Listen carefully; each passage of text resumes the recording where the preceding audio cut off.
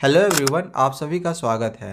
बच्चों, आज हम क्लास 8 साइंस का चैप्टर 2 पढ़ेंगे, the invisible living world beyond our naked eyes. क्या तुमने कभी सोचा है कि अगर तुम्हारे आसपास का इनविजिबल दुनिया दिखाई देने लगे तो तुम क्या देखोगे? तुम्हें क्या लगता है, इस छिपे हुए संसार को देखकर तुम्हारा सोचने का तरीका, साइज, कॉम्प्लेक्सिटी और किस चीज़ को लिविंग माना जाए, ये कैसे बदल सकता है? क्या तुमने कभी ये सोचा है कि ये छोटे छोटे लिविंग बींग्स एक दूसरे से कैसे मिलजुल कर रहते हैं? Share your question. अगर तुम ऐसा कुछ भी सोचते हो तो क्वेश्चंस को यहाँ पे लिखने के लिए बोला गया है। इंसान की आंखें उन चीज़ों को देख सकती है जो एक खास साइज से बड़ी हैं।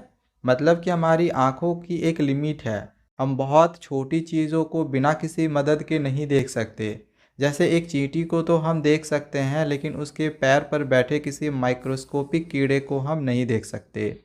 बहुत लंबे समय तक हमारे आसपास की कई छोटी चीज़ें अनजान रहीं।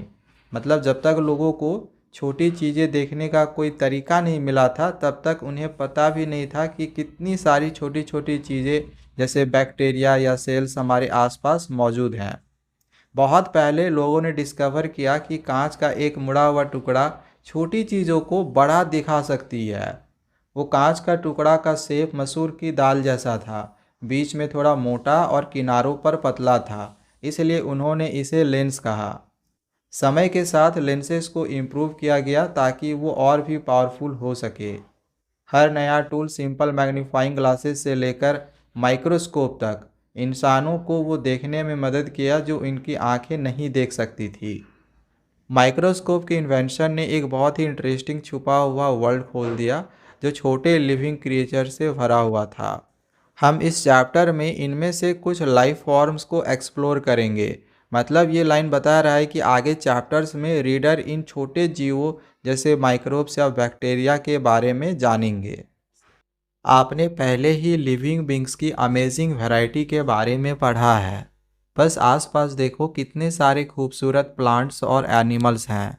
वो सब अलग अलग शेप, साइज और कलर्स के हैं। कुछ लिविंग बींग्स बहुत छोटे होते हैं, जबकि कुछ सच में बहुत बड़े होते हैं। वो सिर्फ अपने स्ट्रक्चर में ही नहीं, बल्कि कई और फीचर्स में भी अलग होते हैं। ये सब लिविंग बींग्स, चाहे प्लांट्स हो या एनिमल्स, उन्हें ऑर्गेनिम्स कहा जाता है। क्या आपने कभी अपने आसपास छोटे ऑर्गेनिजम्स को नोटिस किया है जो नेकेड आई, यानी कि बिना किसी मदद के आंखों से दिखता है? इसके बारे में सोचो। आपकी आंखें एक्चुअल में कितनी छोटी चीज़ें देख सकती है। आपने कुछ लोगों को रीडिंग ग्लासेस यानी कि चश्मा का यूज़ करते हुए देखा होगा। ये उन्हें बेहतर देखने में कैसे हेल्प करता है? या क्या होता है जब हम किसी चीज़ को ऑब्जर्व करने के लिए यानी कि देखने के लिए मैग्नीफाइंग ग्लास का यूज़ करते हैं? अब आगे यहाँ पर एक्टिविटी 2.1 दिया गया है। इस एक्टिविटी में हमें एक राउंड बॉटम फ्लैक्स लेने के लिए बोला गया है जो कि ग्लास का बना हो, जैसा कि यहाँ पर इस फिगर में दिखाया गया है। इसमें पानी भरो और फ्लैश के ओपनिंग को एक कॉर्क से बंद कर दो। अब इस फ्लैश को एक खुली किताब पर रखो और उसमें से लेटर को देखो। क्या आपको कुछ इंटरेस्टिंग दिखाई दे रहा है? जब फ्लैक्स में से देखते हैं तो लेटर्स बड़े दिखते हैं। ऐसा इसलिए होता है क्योंकि पानी से भरा हुआ फ्लास्क एक मैग्नीफाइंग ग्लास की तरह काम करता है। अब एक असली मैग्नीफाइंग ग्लास यूज़ करो छोटे ऑर्गेनिम्स को देखने के लिए, जैसे कि एक चींटी को। क्या आप उसकी बॉडी की डिटेल्स ज़्यादा क्लियरली देख पाएँ? बहुत लंबे समय तक लोग अपने आसपास के टीनी ऑर्गेनिजम्स को एक्सप्लोर करने के लिए क्यूरियस थे, लेकिन वो अपने नेकेड आई से नहीं देख पाते थे। तो हमने फाइनली ये इनविजिबल वर्ल्ड कैसे डिस्कवर करा? क्या आपको पता है कि कौन सी साइंटिफिक डिस्कवरी ने हमें पहली बार टीनी वर्ल्ड को देखने में हेल्प करी? आगे यहाँ पर एवर हियर्ड ऑफ में दिया गया है कि 1665 में रॉबर्ट हुक नाम के एक साइंटिस्ट ने माइक्रोग्राफिया नाम की एक बुक पब्लिश करी। वो एक केयरफुल ऑब्जर्वर थे और एक स्किल आर्टिस्ट भी थे। इस बुक में उन्होंने टीनी चीज़ों की डिटेल ड्राइंग्स दिखाई जो लोगों ने पहले कभी नहीं देखी थी। वो चीज़ें जो उन्होंने एक टूल से देखी जिसे अब हम माइक्रोस्कोप कहते हैं। उनका माइक्रोस्कोप चीज़ों को 200 से 300 गुना ज़्यादा बड़ा दिखाता था, जितना एक इंसान बिना किसी मदद के आंखों से देख सकता है। एक दिन उन्होंने कॉर्क की एक पतली स्लाइस को देखा। कॉर्क मतलब होता है पेड़ का छाल। तो एक दिन उन्होंने पेड़ के छाल की एक पतली स्लाइस देखी और देखा कि वो कई छोटे छोटे खाली स्पेसेस से बनी थी। ये कंपार्टमेंट्स उन्हें हनी कॉम्ब की याद दिलाते थे।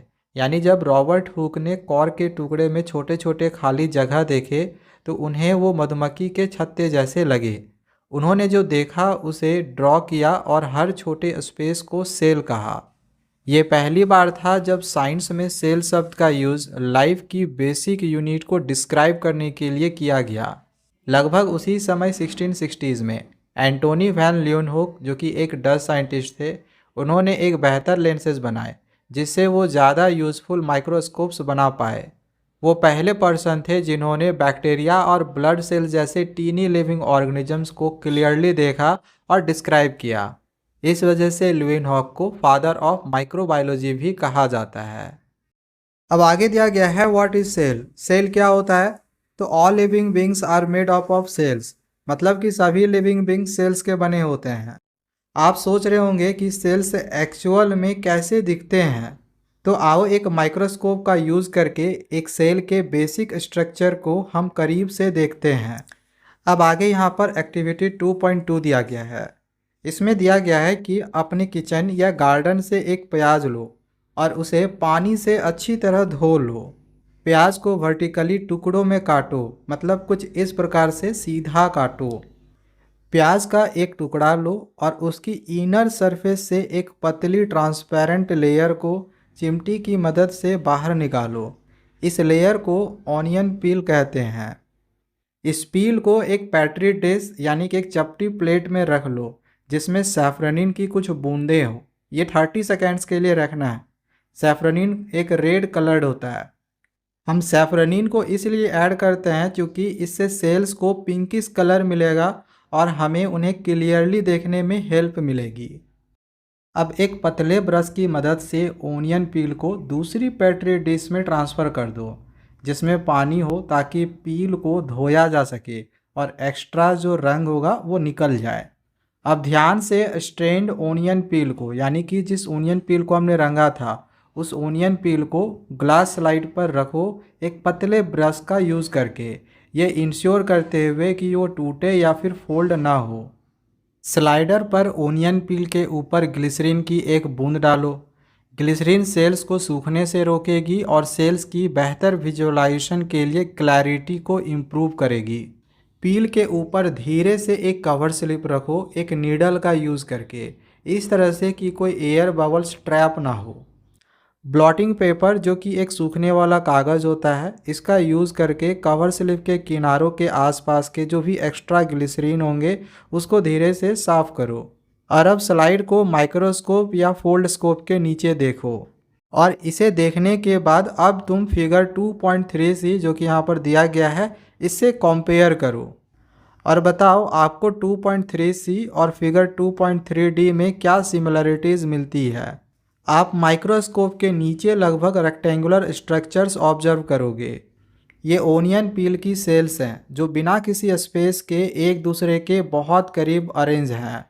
और अब तुम अपने आसपास के अलग अलग प्लांट्स की लीव्स या फिर उसकी पील्स को ऑब्जर्व करने की कोशिश करो। आप पाओगे कि सभी प्लांट सेल से बने होते हैं। आपको क्या लगता है कि एक एनिमल की बॉडी किस चीज़ से बनी होती है? अब आगे एक्टिविटी 2.3 दिया गया है, लेट अस इन्वेस्टिगेट।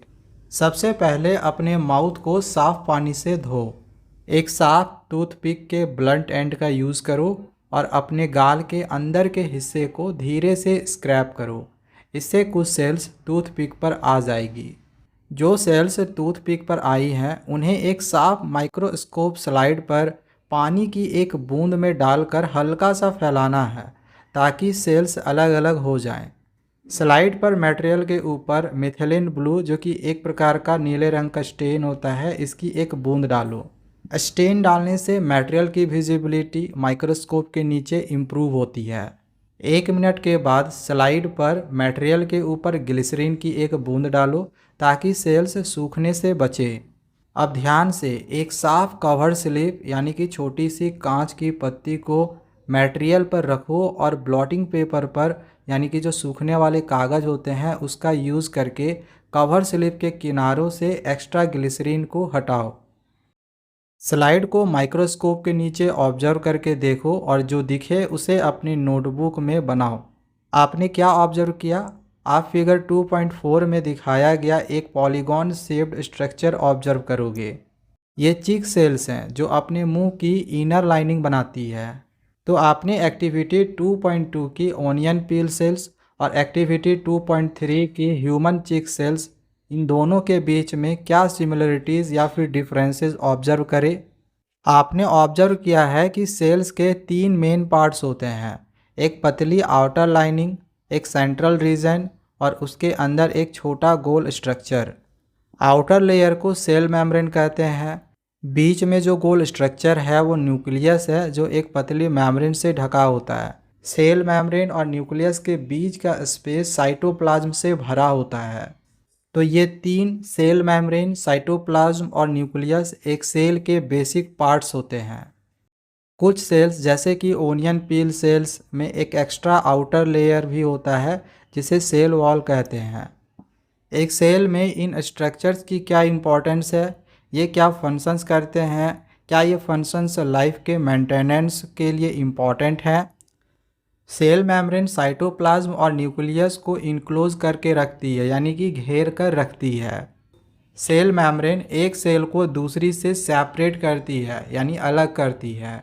ये पोरस होती है और लाइफ प्रोसेसेस के लिए एसेंशियल मटेरियल्स की एंट्री और वेस्ट मटेरियल्स के एग्जिट को अलाउ करती है। साइटोप्लाज्म में सेल के दूसरे कंपोनेंट्स और कंपाउंड्स होते हैं, जैसे कार्बोहाइड्रेट्स, प्रोटीन्स, फैट्स और मिनरल साल्ट। ज़्यादातर लाइफ प्रोसेसेस साइटोप्लाज्म के अंदर होती हैं। न्यूक्लियस सेल के अंदर होने वाली सभी एक्टिविटीज़ को रेगुलेट करता है, यानी कि नियंत्रित करता है। इट ऑल्सो रेगुलेट ग्रोथ, ये ग्रोथ को भी रेगुलेट करता है। प्लांट सेल में सेल वॉल प्लांट्स को रिजिडिटी यानी कि कठोरता और स्ट्रेंथ यानी कि मजबूती प्रोवाइड करती है। इसी वजह से सभी सेल्स एक दूसरे के साथ करीब से अरेंज होती है और स्ट्रक्चर में पक्की दिखती है। अब आगे यहाँ पर एक स्टेप फर्दर में दिया गया है कि एक प्लांट के सभी पार्ट्स की सेल्स में टीनी रड शेप्ड स्ट्रक्चर्स होते हैं जिन्हें प्लास्टिड्स कहते हैं। कुछ प्लास्टिड्स जैसे कि क्लोरोप्लास्ट्स में क्लोरोफिल होता है जो उन्हें ग्रीन बनाता है और फोटोसिंथेसिस में हेल्प करता है। वहीं नॉन ग्रीन पार्ट्स में वो सब्सटेंसेस के स्टोरेज में हेल्प करते हैं। प्लांट सेल्स में एक लार्ज इम्पिटी लुकिंग स्पेस भी होती है जिसे वैक्यूल कहते हैं। ये प्लांट सेल के इम्पॉर्टेंट सब्सटेंस को स्टोर करने में, वेस्ट से छुटकारा पाने में और सेल के शेप को मेंटेन करने में हेल्प करता है। साथ ही ये प्लांट को स्ट्रेंथ और सपोर्ट भी देता है। एनिमल सेल्स में वैक्यूल्स यूजुअली नहीं होते हैं और अगर होते भी हैं तो वो यूजुअली बहुत छोटे होते हैं। ये छोटे वैक्यूल्स पानी में घुले हुए कुछ खास सब्सटेंसेस को स्टोर करते हैं। तो इस प्रकार से हम कह सकते हैं कि एक सेल सिर्फ एक सिंपल बैग ऑफ लिक्विड नहीं है, बल्कि ये एक कॉम्प्लेक्स स्ट्रक्चर है जो कई डिफरेंट पार्ट से बनी है। हर एक का अपना स्पेशल फंक्शन है ताकि सेल और पूरा ऑर्गेनिजम्स अच्छे से काम कर सके। अब यहाँ पर ये जो तुम फिगर देख रहे हो इसमें ये वाला एनिमल सेल है और ये प्लांट सेल है। अब हम आगे पढ़ेंगे variation in shape and structure of cells. एक ह्यूमन की मसल सेल्स और नर्व सेल्स फिगर 2.6a और b में दिखाई गई है। आपको उनमें क्या सिमिलरिटीज़ और डिफरेंसेस दिखते हैं? एक मसल सेल्स जो कि यहाँ फिगर 2.6a में दिखाया गया है, ये स्पिंडल जैसी शेप्ड की होती हैं, जबकि एक नर्व सेल जो कि ये फिगर 2.6b में यहाँ पर दिखाया गया है, ये बहुत लॉन्ग होती है और उसमें ब्रांचेज होती हैं। इसी तरह कुछ सेल्स राउंड शेप्ड की होती हैं जबकि कुछ लॉन्ग और थीन होती हैं। सेल्स के नंबर भी डिफरेंट ऑर्गेनिजम्स में वैरी होती है, मतलब डिफरेंट ऑर्गेनिजम्स में सेल्स की संख्या अलग अलग होती है। सेल्स एक दूसरे से इतनी डिफरेंस क्यों दिखती है? क्या एक सेल का शेप और स्ट्रक्चर उसके फंक्शन से रिलेट है? सेल्स का यूनिक शेप, साइज और स्ट्रक्चर उन्हें अपने स्पेसिफिक फंक्शंस को कैरी आउट करने में हेल्प करता है। लेकिन ये सेल्स बॉडी में वेरियस फंक्शंस को परफॉर्म करने में कैसे हेल्प करती है, चलो पता लगाते हैं। आपने एक्टिविटी 2.3 में ऑब्जर्व किया कि इनर चीक सेल्स थिन और फ्लैट होती हैं। वो गाल की इनर सरफेस पर एक प्रोटेक्टिव लाइनिंग बनाती हैं। नर्व सेल्स, जिन्हें न्यूरॉन्स भी कहते हैं, हमारी बॉडी में मैसेज कैरी करते हैं। उनका लंबा शेप और ब्रांच्ड स्ट्रक्चर उन्हें बॉडी के डिफरेंट पार्ट्स तक पहुंचाने और मैसेज क्विकली पास ऑन करने में हेल्प करता है। सिमिलरली प्लांट सेल्स भी वेरिएशंस दिखाते हैं। प्लांट्स में भी सेल्स रेक्टेंगुलर, इलोंगेटेड, ओवल या ट्यूब लाइक भी हो सकते हैं। कुछ प्लांट सेल्स लॉन्ग ट्यूब्स बनाती हैं जो पूरे प्लांट में वाटर कैरी करने में हेल्प करती हैं। आपने ग्रेड 7 में डाइजेस्टिव सिस्टम के बारे में पहले ही पढ़ा है। डाइजेस्टिव सिस्टम के डिफरेंट पार्ट्स डिफरेंट टाइप्स की सेल्स के बने होते हैं। जैसे फूड पाइप में मसल सेल्स का एक ग्रुप मौजूद होता है। ये सेल्स कॉन्ट्रैक्ट और रिलैक्स करते हैं एक वेव लाइक मैनर में फूड को स्टोमैक तक पुश करते हुए। यह मूवमेंट पॉसिबल है क्योंकि मसल सेल्स थिन, फ्लेक्सिबल और स्पिंडल शेप्ड की होती हैं। स्टोमैक में भी डिफरेंट टाइप्स की सेल्स होती हैं डिफरेंट फंक्शंस को परफॉर्म करने के लिए। जैसे कि स्टोमैक वॉल्स में मसल सेल्स फूड को चर्न करने में हेल्प करती है। स्टोमैक की इनर लाइनिंग्स में दूसरी सेल्स डाइजेस्टिव जूसेस और एसिड प्रोड्यूस करते हैं जो फूड को ब्रेक डाउन करने में हेल्प करते हैं। ये सभी सेल्स एक साथ मिलकर काम करते हैं ताकि डाइजेशन पॉसिबल हो सके। अब हम आगे पढ़ेंगे what are the levels of organization in the body of a living organisms, यानी कि एक लिविंग ऑर्गेनिजम्स की बॉडी में लेवल्स ऑफ ऑर्गेनाइजेशन क्या है। एक लिविंग ऑर्गेनिजम्स की बॉडी एक कॉम्प्लेक्स तरीके से ऑर्गेनाइज होती है। सेल लाइफ की बेसिक यूनिट है, बिल्कुल जैसे कि एक ब्रिक वॉल की बेसिक यूनिट होती है। यानी जिस प्रकार से बहुत सारे ब्रिक से मिलकर एक वॉल बनता है, इसी प्रकार से बहुत सारे सेल से मिलकर एक टिश्यू फॉर्म होता है और बहुत सारे टिश्यू से मिलकर एक ऑर्गन फॉर्म होता है और बहुत सारे ऑर्गन से मिलकर हमारा बॉडी फॉर्म होता है। वही आगे देखो यहाँ पर दिया गया है कि सिमिलर सेल्स का एक ग्रुप एक टाइप का टिश्यू बनाता है। डिफरेंट टिश्यूज ऑर्गेनाइज होकर एक ऑर्गन बनाते हैं और कई ऑर्गन्स मिलकर काम करते हैं एक ऑर्गन सिस्टम बनाने के लिए जो बॉडी का एक मेजर फंक्शन परफॉर्म करता है। सभी ऑर्गन सिस्टम मिलकर एक कंप्लीट ऑर्गेनिजम्स बनाते हैं, जैसे एक प्लांट या एक एनिमल। तो ऑर्गेनाइजेशन का लेवल्स कुछ इस प्रकार से है कि बहुत सारे सेल से मिलकर टिश्यू बनता है, बहुत सारे टिश्यू से मिलकर ऑर्गन बनता है, कई ऑर्गन्स मिलकर ऑर्गन सिस्टम फॉर्म करते हैं और ऑर्गन सिस्टम से फिर ऑर्गेनिज्म से बनते हैं। ऑर्गेनाइजेशन का ये लेवल्स हमें ये समझाने में हेल्प करते हैं कि कैसे सिंपल बिल्डिंग ब्लॉक्स जैसे सेल्स एक साथ आकर एक कॉम्प्लेक्स लिविंग बीइंग बनाते हैं। कॉम्प्लेक्स लिविंग ऑर्गेनिजम्स की लाइफ एक सिंगल सेल्स यानी एग से शुरू होती है। किसी भी ऑर्गेनिजम्स का एग बार बार डिवाइड होने की एक अमेजिंग एबिलिटी रखता है कई सेल से बना एक कंप्लीट लिविंग बीइंग बनाने के लिए। ऐसे लिविंग बीइंग्स को मल्टी सेलुलर ऑर्गेनिजम्स कहा जाता है। यानी वैसे ऑर्गेनिजम्स जो एक से ज़्यादा सेल्स के बने होते हैं उन्हें हम मल्टी सेलुलर ऑर्गेनिजम्स कहते हैं। एनिमल्स, जिनमें ह्यूमन भी शामिल है, और प्लांट्स सभी मल्टी सेलुलर ऑर्गेनिज्म का एग्जाम्पल्स होते हैं। अब आगे यहाँ पर एवर हियर्ड ऑफ में दिया गया है कि एक ऑस्ट्रिच के एग का यॉल्क यानी जो पीला हिस्सा होता है वो सिंगल सेल का बना होता है।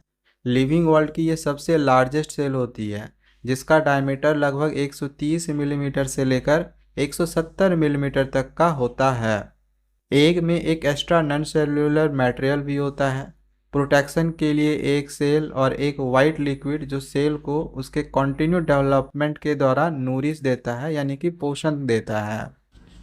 अब आगे दिया गया है what are microorganisms. Microorganisms क्या होता है? तो कुछ लिविंग ऑर्गेनिजम्स सिर्फ एक या फिर बहुत कम सेल्स के बने होते हैं। वो इतने स्मॉल होते हैं कि उन्हें नेकेड आई यानी बिना किसी मदद के आँखों से हम नहीं देख सकते। इन्हें ही माइक्रो ऑर्गेनिजम्स कहा जाता है। कुछ ऑर्गेनिजम्स जैसे बैक्टीरिया और एमोएबा सिर्फ एक सेल से बने होते हैं, इन्हें हम यूनिसेलुलर ऑर्गेनिजम्स कहते हैं। दूसरे जैसे कुछ फंगी एंड एल्गी में कई सेल्स होते हैं, इन्हें हम मल्टी सेलुलर ऑर्गेनिजम्स कहते हैं। वो हमारे आसपास पर हर जगह मिलते हैं, पानी में, मिट्टी में, हवा में और हमारे शरीर के अंदर भी। लेकिन उनकी सेल्स कैसी दिखती हैं? क्या वो प्लांट और एनिमल सेल जैसे हैं जिनके बारे में हमने अभी पढ़ा, या वो डिफरेंट हैं? एक माइक्रो ऑर्गेनिजम्स की सेल को ऑब्जर्व करने के लिए दोबारा हमें एक माइक्रोस्कोप यूज़ करने की ज़रूरत है, जो उनकी साइज़ को मैग्नीफाई और उन्हें हमारे लिए विजिबल बनाए। साइंटिस्ट ने एक लो कॉस्ट और फोल्डेबल पेपर माइक्रोस्कोप या फोल्डस्कोप भी बनाया है। फोल्डस्कोप्स हाई पावर लेबोरेटरी माइक्रोस्कोप जैसा सेम लेवल्स का डिटेल्स प्रोवाइड नहीं कर सकते, लेकिन ये माइक्रोस्कोपिक वर्ल्ड को कई लोगों के लिए एक्सेसिबल बनाते हैं। आओ अब माइक्रोब्स की फैसिनेटिंग वर्ल्ड को ज़्यादा करीब से देखते हैं। यहाँ पर अब एक्टिविटी 2.4 दिया गया है। इसमें दिया गया है कि चलो पॉन्ड वाटर या फिर स्टेगनेंट वाटर यानी कि रुके हुए पानी को हम ऑब्जर्व करके देखते हैं। हमें एक कंटेनर लेना है और अपने टीचर या फिर एल्डर की हेल्प से उसमें पॉन्ड वाटर या फिर स्टेगनेंट वाटर को कलेक्ट कर लेना है। एक ड्रॉपर यूज़ करो और पॉन्ड या फिर स्टेगनेंट वाटर की एक ड्रॉप माइक्रोस्कोप या फिर फोल्डस्कोप के स्लाइड पर रख दो। एक कवर स्लिप यानी कि छोटी कांच की पट्टी रखो और उसे माइक्रोस्कोप या फोल्डस्कोप के नीचे ऑब्जर्व करो। और अब पॉन्ड या फिर स्टेगनेंट वाटर में मिलने वाले टीनी ऑर्गेनिजम्स को देखो। अब आगे एक्टिविटी 2.5 में सॉइल सस्पेंशंस को ऑब्जर्व करना है। इसके लिए एक बीकर लो और उसमें आसपास के खेत या फिर गार्डन से कुछ मॉइस्ट मिट्टी कलेक्ट करो। मिट्टी को अपने खाली हाथों से मत छूना, एक स्पून या फिर ग्लव्स का यूज़ करो। बीकर में कुछ पानी डालो और उसे ग्लास रड से स्टेयर करो, मतलब मिलाओ। वो लिक्विड जो गंदा दिख सकता है उसमें मिट्टी के बहुत फाइन पार्टिकल्स होते हैं और उसे सॉइल सस्पेंशन कहा जाता है। उसे कुछ देर साइड रखो और मिक्सचर को सेटल होने दो, मतलब नीचे बैठने दो। इसके बाद एक ड्रॉपर का यूज़ करो और टॉप लेयर से पानी की एक ड्रॉप लो। अब इस ड्रॉप को माइक्रोस्कोप स्लाइड पर रखो। उसे धीरे से एक कवर स्लिप से कवर करो और माइक्रोस्कोप के नीचे देखो। आप छोटे छोटे मूविंग ऑर्गेनिजम्स देखोगे जो आपने एक्टिविटी 2.4 में देखा था। ये इंडिकेट करता है कि सॉइल सस्पेंशन में भी छोटे छोटे क्रिएचर्स की वैरायटी होती हैं जिन्हें अनएडेड आई से नहीं देखा जा सकता। वो टीनी क्रिएचर जिन्हें हम नेकेड आई से नहीं देख सकते उन्हें माइक्रो ऑर्गेनिजम्स या फिर माइक्रोब्स कहा जाता है। अब आगे यहाँ पर एक्टिविटी 2.6 में दिया गया है। ग्रेड 8 में पढ़ने वाले स्टूडेंट्स के ग्रुप ने एक्टिविटीज़ 2.4 और 2.5 परफॉर्म किए। उन्होंने लाइब्रेरी और इंटरनेट से भी इंफॉर्मेशन कलेक्ट की। उन्होंने पॉन्ड वाटर ऑब्जर्व करने के बाद जो डेटा मिला वो यहाँ पर टेबल 2.1 में रिकॉर्ड करके दिखाया गया है, और सॉइल सस्पेंशन ऑब्जर्व करने के बाद जो डेटा मिला ये यहाँ पर टेबल 2.2 में रिकॉर्ड करके दिखाया गया है। उन्होंने माइक्रो ऑर्गेनिजम्स को प्रोटोजोआ, एल्गी, फंगी और बैक्टीरिया के रूप में आइडेंटिफाई किया। आप भी ऑब्जर्व करके देख सकते हो अगर आपको इन ऑर्गेनिजम्स की इन कैटेगरीज में से कोई भी मिलती है तो। अब आगे दिया गया है, क्या आपने भी इन माइक्रो ऑर्गेनिजम्स में से कोई ऑब्जर्व करा या फिर कुछ डिफरेंट देखा? कुछ ऐसा अगर ऑब्जर्व करा है तो अपनी नोटबुक में रिकॉर्ड करो और अपनी क्लास में डिस्कस करो। टेबल्स 2.1 और 2.2 में आपने माइक्रो ऑर्गेनिजम्स की एक वैरायटी को आइडेंटिफाई किया है। वो हर जगह हैं और हम उन्हें सिर्फ एक माइक्रोस्कोप से ही देख सकते हैं, एक डिवाइस जो उन्हें 100 से 400 गुना मैग्नीफाई करता है। हालांकि माइक्रो ऑर्गेनिज्म साइज में बहुत छोटे हैं, फिर भी वो हमारी लिव्स में एक इम्पॉर्टेंट रोल प्ले करते हैं। आगे यहाँ पर एवर हियर्ड ऑफ में दिया गया है कि वायरसेस माइक्रोस्कोपिक और असेल्युलर होते हैं। वायरसेस तब मल्टीप्लाई होते हैं यानी तब रिप्रोड्यूस होते हैं जब वो एक लिविंग सेल में इंटर करते हैं। वो प्लांट्स, एनिमल्स या बैक्टीरियल सेल्स को इन्फेक्ट कर सकते हैं और एक डिजीज़ काउज कर सकते हैं। यहाँ पर एक सवाल है कि how are we connected to microbes? हम माइक्रोब्स के साथ कैसे कनेक्टेड हैं? Can we find microorganisms in other places too? क्या हम माइक्रो ऑर्गेनिजम्स को दूसरी प्लेसेस पर भी फाइंड कर सकते हैं? चलो एक डिस्कशन करते हैं।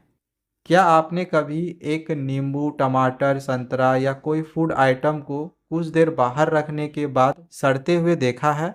अगर हाँ तो आपने उन पर एक पाउडर जैसा या कॉटन लाइक यानी कि रुई जैसा ग्रोथ नोटिस करते हुए देखा हुआ होगा। ऐसा इसलिए होता है क्योंकि वो माइक्रोब से इन्फेक्ट हो गए हैं।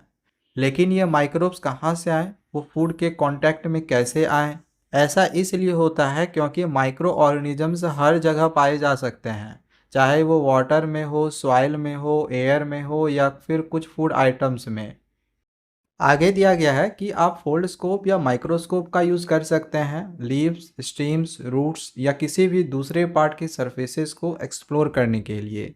प्लांट्स और एनिमल्स की तरह ही माइक्रो ऑर्गेनिजम्स भी ग्रेट डाइवर्सिटी शो करते हैं। उनमें से कुछ एक्सट्रीम क्लाइमेटिक कंडीशन में भी मिल सकते हैं, जैसे हॉट वाटर स्प्रिंग्स और स्नो कोल्ड जोन्स में, और साथ ही मॉडरेट टेम्परेचर पर भी। आप पहले ही जानते हैं कि इन ऑर्गेनिजम्स में से कुछ हमारी बॉडीज़ के अंदर भी रहते हैं, स्पेशली हमारी गट में। गट मतलब हमारी इंटेस्टाइन में। आपने क्यूरियोसिटी ग्रेड 7 में life process in animal chapter में पढ़ा है कि हमारी इंटेस्टाइन में कई बैक्टीरिया होते हैं जो डाइजेशन में हेल्प करते हैं। प्लांट्स और एनिमल्स की तरह माइक्रो ऑर्गेनिजम्स भी शेप, साइज और स्ट्रक्चर में वेरी होते हैं। टेबल 2.1 और 2.2 में आपने डिफरेंट शेप्स के ऑर्गेनिजम्स ऑब्जर्व करे होंगे, जैसे कि स्फेरिकल, रड शेप्ड या फिर इरेगुलर। अब आगे यहाँ पर एक क्वेश्चन दिया गया है, how does the diversity of microorganisms play a role in our daily life? Microorganisms की डाइवर्सिटी हमारी डेली लाइफ में कैसे रोल प्ले करती है? How do they help clean the environment? वो इन्वायरमेंट को क्लीन करने में कैसे हेल्प करते हैं? चलो अब आगे हम अपने नेक्स्ट टॉपिक को समझते हैं, जो कि है की players in cleaning the environment. चलो इससे एक एक्टिविटी करके समझने की कोशिश करते हैं। एक खाली कंटेनर लो और उसे गार्डन में जाकर आधा कंटेनर सॉइल उस पर फिल कर दो। कंटेनर में कुछ फ्रूट और वेजिटेबल पील्स भी डाल दो। उसके बाद उस पर मिट्टी की एक लेयर डालो और उसे अलग छोड़ दो। 2-3 सप्ताह बाद उन चेंजेस को ऑब्जर्व करो जो उसमें हुए हैं। क्या आप कंटेनर के कंटेंट्स में कोई डिफरेंस देख रहे हो? आप पा सकते हो कि फ्रूट्स और वेजिटेबल्स के पील्स एक डार्क कलर्ड मटेरियल में बदल गए हैं। ये मैन्योर हैं जो न्यूट्रिएंट्स में रिच होते हैं और सॉइल की फर्टिलिटी को इंक्रीज करने में हेल्प करते हैं। लेकिन फ्रूट्स और वेजिटेबल्स के पील्स मैन्योर में कैसे बदल गए? एक्टिविटी 2.6 में आपने देखा कि सॉइल में वेरियस काइंड्स के माइक्रो ऑर्गेनिजम्स होते हैं। इन माइक्रो ऑर्गेनिजम्स में से कुछ, जैसे फंगी और बैक्टीरिया, प्लांट वेस्ट पर एक्ट करते हैं और उसे धीरे धीरे सिंपलर न्यूट्रिएंट्स रिच मैन्योर में ब्रेक डाउन कर देते हैं। आपने ये भी देखा हुआ होगा कि तुम्हारे स्कूल के आसपास में या फिर अपने घर के आसपास के फील्ड में जो गार्डनर्स होते हैं वो ड्राई लीव्स और प्लांट के वेस्ट को कलेक्ट करते हैं और वो गड्ढों में डालते हैं। क्या आप समझते हैं कि वो ऐसा क्यों करते हैं? ये नेचुरल मैन्योर बनाने के लिए वो ऐसा करते हैं। एंशियंट इंडियन टेक्स्ट, खासकर वेदास में कृमि शब्द के रेफरेंस हैं, जिसका मतलब अलग अलग छोटी चीज़ें हैं जिसमें दृश्य और अदृश्य शामिल हैं। अलग अलग वैदिक टेक्स्ट में उनके बेनिफिशियल और हार्मफुल इफेक्ट का मेंशन है। अथर्ववेदा भी कृमि को रेफर करता है। आपने शायद ऑब्जर्व किया होगा कि अगर सूखी पत्तियां या सड़े हुए पौधे कहीं पड़े रहते हैं तो कुछ दिनों बाद या कुछ हफ्तों बाद वो अपने आप ही गायब हो जाते हैं। ऐसा इसलिए होता है क्योंकि माइक्रो ऑर्गेनिज्म उन्हें ब्रेक डाउन कर देते हैं और सिंपलर सब्सटेंसेस में बदल देते हैं, जिनमें पोषक तत्व यानी कि न्यूट्रिएंट्स प्रचुर मात्रा में यानी कि रिच मात्रा में होता है। ये न्यूट्रिएंट्स सॉइल में वापस चले जाते हैं और प्लांट्स को बेटर ग्रो करने में हेल्प करते हैं। माइक्रो ऑर्गेनिज्म्स डेड एनिमल्स की बॉडीज को भी डिकम्पोज करते हैं। इस प्रकार से हम कह सकते हैं कि जो माइक्रोब्स होते हैं वो वेस्ट को रिसाइकिल करने में तो हेल्प करते ही हैं और साथ ही साथ इम्पॉर्टेंट न्यूट्रिएंट्स को भी नेचर में रिटर्न करते हैं। मैन्योर फॉर्मेशन ऑप्टिमल टेम्परेचर यानी कि अनुकूल तापमान और अप्रोप्रिएट मॉइस्चर लेवल पर होता है। Isn't it interesting? क्या इंटरेस्टिंग नहीं है? अब तक आप समझ गए होंगे कि बैक्टीरिया और कुछ फंगी माइक्रो ऑर्गेनिजम्स के टाइप्स हैं जो हमारी लीव्स में एक इम्पॉर्टेंट रोल प्ले करते हैं। और गेस लगाओ कि क्या ये हेल्पफुल बैक्टीरिया एनिमल वेस्ट जैसे कि गोबर को भी डिकम्पोज कर सकते हैं। एक्टिविटी 2.7 से हम ये अनुमान लगा सकते हैं कि माइक्रो ऑर्गेनिजम्स सिर्फ प्लांट ग्रोथ में ही हेल्प नहीं करते, बल्कि वेस्ट को ब्रेक डाउन करके हमारे इन्वायरमेंट को क्लीन भी करते हैं। अब आगे यहाँ पर बी ए साइंटिस्ट में दिया गया है। डॉक्टर आनंद मोहन चक्रवर्ती जो कि एक साइंटिस्ट थे, इन्होंने बैक्टीरिया के बारे में स्टडी किया था। 1971 में उन्होंने एक स्पेशल बैक्टीरियम डेवलप किया जो ऑयल स्पिल्स को ब्रेक डाउन कर सकता था। इससे एनवायरनमेंट को क्लीन करने में हेल्प मिली। उनकी डिस्कवरी को 1980 में एक पेटेंट मिला, मतलब कि उनको एक अधिकार मिला। पेटेंट एक कॉपीराइट होता है जो एक पर्सन को दिया जाता है ताकि कोई और उसकी इन्वेंशन को परमिशन के बिना कॉपी ना कर सके, यूज ना कर सके या फिर सेल ना कर सके। उनके वर्क ने दिखाया कि माइक्रो ऑर्गेनिजम्स का यूज इन्वायरमेंटल प्रॉब्लम्स जैसे कि पॉल्यूशन को सॉल्व करने के लिए कैसे किया जा सकता है। उन्हें साइंस में उनके कंट्रीब्यूशन और माइक्रोब्स का यूज करके इन्वायरमेंट को प्रोटेक्ट करने के लिए याद किया जाता है। आपको क्या लगता है कि दूसरी कौन सी प्रॉब्लम्स माइक्रो ऑर्गेनिजम्स की हेल्प से सॉल्व की जा सकती है? यहाँ पर अब एक क्वेश्चन दिया गया है, how does the diversity of microorganisms help in our kitchen? मतलब माइक्रो ऑर्गेनिजम्स की डाइवर्सिटी हमारी किचन में कैसे हेल्प करती है। नेक्स्ट टॉपिक है माइक्रो ऑर्गेनिजम्स एंड फूड। चलो किचन में एक्टिविटीज़ परफॉर्म करके समझने की कोशिश करते हैं। एक्टिविटी 2.8 आगे यहाँ पर दिया गया है। इसमें हमें क्या करना है, 2 बॉल्स ए और बी ले लेना है। हर एक में 200 ग्राम आटा या फिर मैदा ले लो और एक चुटकी शुगर उसमें ऐड कर दो। अब बॉल ए में एक स्मॉल अमाउंट में ईस्ट पाउडर ऐड करो और उसे आटे के साथ अच्छे से मिक्स करो। बॉल बी में कोई ईस्ट ऐड मत करना ताकि हम 2 बॉल्स के रिजल्ट को कंपेयर कर सके। अब दोनों बॉल्स के आटे को वार्म वाटर के साथ गूंदो और उसे सॉफ्ट करो। आटे को एक गीले कपड़े से कवर करो और उसे एक गर्म जगह पर रखो। दोनों बॉल्स को 4-5 घंटे बाद ऑब्जर्व करना। क्या आपने आटे के वॉल्यूम, स्मेल या टेक्सचर में किसी तरह का कोई चेंज पाया? अगर नहीं तो आटे को कुछ और टाइम के लिए छोड़ दो। कुछ टाइम बाद आप नोटिस करोगे कि बॉल ए में जो आटा था जिसमें हमने ईस्ट ऐड किया था वो थोड़ा सा फूल गया है और नरम भी हो गया है, और उसकी स्मेल उस आटे से डिफरेंट है जो बिना ईस्ट के साथ हमने गूंथा था। तो यहाँ पर एक क्वेश्चन दिया गया है, व्हाई डज दिस हैपन? ऐसा क्यों हुआ? What is the role of yeast? Yeast का रोल क्या है? And why did we add sugar and warm water to the flour? हमने फ्लोर में शुगर और वार्म वाटर क्यों ऐड किया? तो ईस्ट एक प्रकार का माइक्रो ऑर्गेनिजम्स है। ये माइक्रो ऑर्गेनिजम्स के एक ग्रुप से बिलोंग करता है जिसे फंगी कहते हैं। ईस्ट वार्म कंडीशन में अच्छे से ग्रो करता है। आप chapter life processes in animals in grade 7 से रिकॉल कर सकते हैं कि दूसरे ऑर्गेनिजम्स के तरह ईस्ट भी रिस्पायर और ब्रेक डाउन करता है फूड को, ताकि एनर्जी वो रिलीज़ कर सके और ग्रोथ या फिर अदर लाइफ प्रोसेसेस भी वो कैरी आउट कर सके। इस प्रोसेस के दौरान कार्बन डाइऑक्साइड रिलीज होती है जो बबल्स बनाती है, जो आटे को सॉफ्ट करता है और फूला हुआ बनाता है। ईस्ट इस प्रोसेस के दौरान एक स्मॉल अमाउंट में अल्कोहल भी प्रोड्यूस करता है जो आटे को एक स्लाइटली डिफरेंट स्मेल भी देता है। ईस्ट की स्पेशल प्रॉपर्टी ब्रेड्स, केक्स और दूसरी चीज़ों को बनाने के प्रोसेस में भी इस्तेमाल होती है। ईस्ट के अलावा कुछ बैक्टीरिया जैसे कि लैक्टोबैसिलस इडली और डोसा बनाने के लिए बैटर के फर्मेंटेशन में हेल्प करते हैं और भटूरा बनाने के लिए आटे में भी। नेक्स्ट अब आगे एक्टिविटी 2.9 यहाँ पर दिया गया है। इसके लिए हमें सबसे पहले 2 स्मॉल ग्लास बॉल्स लेने हैं और उन्हें ए और बी लेबल कर देना है। इसके बाद हमें बॉल ए में ल्यूक वार्म मिल्क लेना है, मतलब कि गर्म दूध लेना है, और बॉल बी में हमें ठंडा मिल्क लेना है। अब हर बॉल में एक छोटा सा चम्मच में कर्ड ऐड करो और स्पून से उसे अच्छे से मिक्स करो।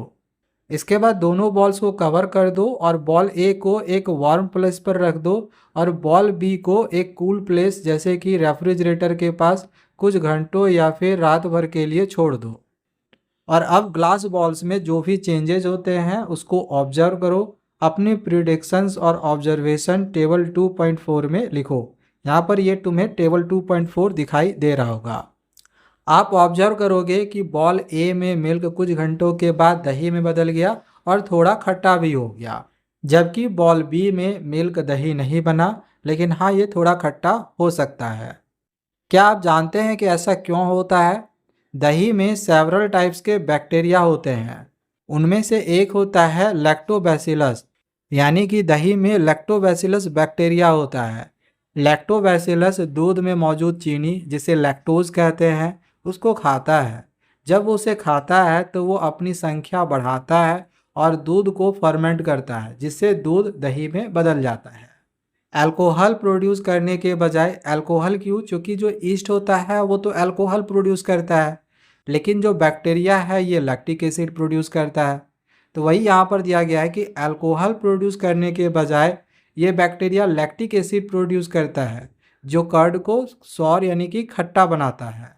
ये बैक्टीरिया वार्म कंडीशंस में अच्छे से ग्रो होते हैं और बस यही कारण है कि कर्ड बॉल ए में बना है जबकि बॉल बी में नहीं बना है। हम माइक्रो ऑर्गेनिजम्स को डिफरेंट कैटेगरीज में कैटेगराइज कर सकते हैं, जैसे प्रोटोजोआ, फंगी, बैक्टीरिया, सम अलगी और भी अलग अलग। कुछ बैक्टीरिया जैसे कि राइजोबियम ये फूले हुए क्षेत्र बनाते हैं जिन्हें नोड्यूल्स कहते हैं और उनमें रहते हैं, जैसा कि फिगर 2.12 में दिखाया गया है। सर्टेन लेग्यूम्स यानी कि कुछ खास डाल वाले पौधे जैसे कि बीन्स, पीज और लेंटिल्स, लेंटिल्स का मतलब मसूर, इनकी रूट्स में रूट नोड्यूल्स होती हैं जिनमें राइजोबियम बैक्टीरिया होते हैं। ये बैक्टीरिया एयर से नाइट्रोजन को ट्रैप करते हैं और उसे प्लांट्स के लिए यूज़फुल बनाते हैं। ये प्लांट्स को केमिकल फर्टिलाइजर्स के बिना बेटर ग्रो करने में हेल्प करता है। इसलिए फार्मर्स लेग्यूम्स को अदर क्रॉप्स के रोटेशन में ग्रो करते हैं। ये नेचुरली सॉइल में नाइट्रोजन को इंक्रीज करता है और उसे नेक्स्ट क्रॉप के लिए हेल्दी रखता है। आगे अब हमें पढ़ना है amazing micro algae tiny helpers in water. Micro algae microscopic plant like organisms हैं जो वाटर, सॉइल, एयर और इवन ट्रीज पर भी रहते हैं। वो सनलाइट का यूज़ करके अपने फूड खुद बनाते हैं। ऐसा करते हुए वो ऑक्सीजन भी रिलीज करते हैं और अर्थ की ऑक्सीजन सप्लाई का हाफ से ज़्यादा प्रोड्यूस करते हैं। वो न्यूट्रिएंट्स में रिच हैं और कई एक्वेटिक एनिमल्स के लिए एक फूड सोर्स के रूप में सर्व करते हैं। Some like spirulina, chlorella and diatoms, कुछ खास तरह के माइक्रो एल्गी इतने पोषक होते हैं कि उन्हें इंसान भी अपनी सेहत के लिए सप्लीमेंट्स या दवाओं के रूप में लेते हैं। सप्लीमेंट्स का मतलब होता है स्वास्थ्य पूरक के रूप में या फिर मेडिसिन के रूप में वो लेते हैं। माइक्रो एल्गी वाटर को क्लीन करने में भी हेल्प करते हैं और बायोफ्यूल बनाने के लिए भी इस्तेमाल किए जाते हैं। लेकिन कुछ इंसानी गतिविधियां जैसे कि प्रदूषण, ग्लोबल वार्मिंग और उनके रहने की जगहों को ख़त्म करना इन माइक्रो एल्गे की अलग अलग किस्मों और उनकी संख्या के लिए खतरा बन रहे हैं। इन टीनी ऑर्गेनिजम्स को कंजर्व करना इम्पॉर्टेंट है इन्वायरमेंट को प्रोटेक्ट करने और अर्थ पर ऑक्सीजन बैलेंस को मेंटेन करने के लिए। अब आगे यहाँ पर एवर हियर्ड ऑफ में दिया गया है स्पिरुलिना, जो कि एक प्रकार का माइक्रो एल्गी होता है। इसके हेल्थ बेनिफिट्स के कारण इसे सुपर फूड भी कहा जाता है। स्पिरुलिना विटामिन B12 का भी एक गुड सोर्स है जो हमारी बॉडी के लिए एसेंशियल है। इसमें बहुत सारे प्रोटीन होते हैं, लगभग बॉडी वेट का 60%, और सिर्फ एक स्मॉल अमाउंट में फैट और शुगर होता है। अब स्पिरुलिना का फार्मिंग के लिए भी यूज़ करा जाता है क्योंकि ये पैसा कमाने का एक अच्छा और संभव तरीका बन गया है। आप इन स्टेप्स को फॉलो करके स्पिरुलिना ईजिली ग्रो कर सकते हैं। सबसे पहले आपको एक क्लियर ग्लास टैंक लेना है और इसे एक ब्राइट प्लेस पर रखना है, मतलब जहाँ पर थोड़ा सा रोशनी हो। डायरेक्ट सन की लाइट के पास उसे नहीं रखना है। अब टैंक को एक शेड नेट से कवर करो या टैंक को मॉडरेट टेम्परेचर वाली जगह पर रख दो। इसके बाद टैंक को पॉन्ड वाटर से फिल कर दो। अब पॉन्ड से लिविंग स्पिरुलिना कलेक्ट करके उसे इस टैंक में ऐड कर दो। ये एक तरह से सीड का काम करेगा। जब स्पिरुलिना बढ़ेगा तो सप्ताह में कम से कम 2 बार इसे हिलाना है। 3 से 6 सप्ताह बाद जब स्पिरुलिना बढ़ जाए तो उसे एक पतले कपड़े से छानकर अलग किया जा सकता है। माइक्रो एल्गी का कंजर्वेशन फूड सिक्योरिटी और लिवलीहुड डेवलपमेंट को इंश्योर करने के लिए एक गुड प्रैक्टिस है। अब हम आगे पढ़ेंगे why is cell considered to be a basic unit of life, यानी सेल को बेसिक यूनिट ऑफ लाइफ क्यों माना जाता है। तो सभी लिविंग ऑर्गेनिजम्स की बॉडी टीनी बिल्डिंग ब्लॉक से बनी होती है जिन्हें हम सेल्स कहते हैं। एक सिंगल सेल में वेरियस कंपोनेंट्स होते हैं जो ऑर्गेनिजम्स को वेरियस फंक्शन परफॉर्म करने में हेल्प करते हैं। सभी प्लांट्स और एनिमल्स की बॉडी बहुत सारे सेल से बनी होती हैं, इसलिए उन्हें मल्टीसेलुलर ऑर्गेनिजम्स भी कहा जाता है। मल्टीसेलुलर ऑर्गेनिजम्स में cells specialized functions individually carry out करते हैं, लेकिन सर्वाइवल चांस को इंक्रीज करने के लिए एक दूसरे के साथ कोऑपरेट भी करते हैं। कुछ माइक्रो ऑर्गेनिजम्स जैसे कि बैक्टीरिया और प्रोटोजोआ सिर्फ एक सेल से बने होते हैं, इसलिए इन्हें यूनिसेलुलर ऑर्गेनिजम्स कहा जाता है। वो अपनी सर्वाइवल के लिए नेसेसरी सभी फंक्शंस को एक सिंगल सेल्स में ही कैरी आउट करते हैं। दूसरे माइक्रोब्स जैसे कि एल्गी और फंगी एक या ज़्यादा सेल से बने होते हैं। फॉर एग्जाम्पल ईस्ट एक यूनिसेलुलर फंगस है और वही मोल्ड एक मल्टीसेलुलर फंगस होता है।